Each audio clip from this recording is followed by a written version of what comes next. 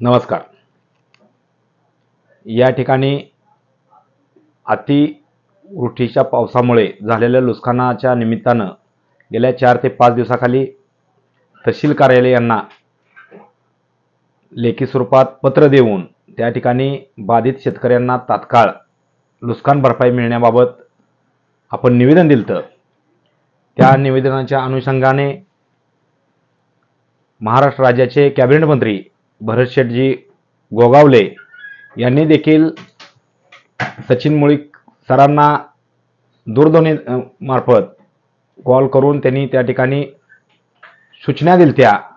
त्याच्याच माध्यमातून त्या ठिकाणी मोहोळचे कर्तव्यदक्ष तहसीलदार मुळीक साहेब यांनी त्या ठिकाणी तात्काळ तलाठी असतील, सर्कल असतील यांना आदेश करून ज्या काही पंचनामे राहिले असतील त्यांचे पंचनामे घेण्यासाठी सूचना केल्या.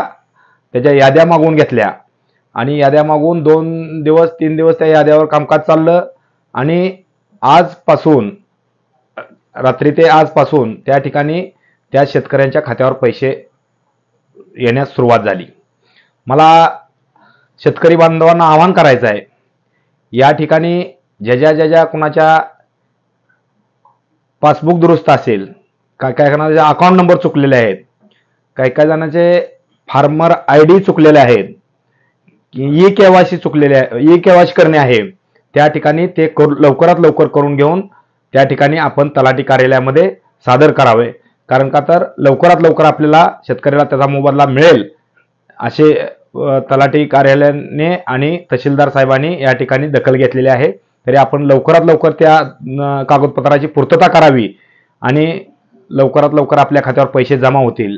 मला या तुमच्या माध्यमातून एकच सांगायचं आहे की या ठिकाणी शिवसेना हा सर्वसामान्याचा पक्ष आहे आणि आम्ही या ठिकाणी शेतकऱ्यांच्या, माझ्या मायबाप जनतेचे प्रश्न सोडवण्यासाठी अहोरात्र या ठिकाणी आम्ही त्या ठिकाणी माझ्या मायबाप शेतकऱ्याच्या पाठीशी खंबीरपणे उभा राहणार आहोत.